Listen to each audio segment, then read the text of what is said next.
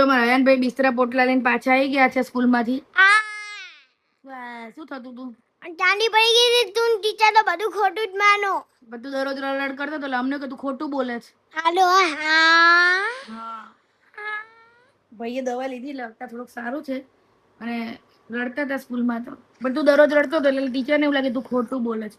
દરરોજ સિંહ આવ્યો કરો ને એક દાડ હાથચીનમાં આવે તો કોઈ માને નહીં. મેં એક કહાવત સાંભળેલી. શું કહાવત સાંભળેલી છે?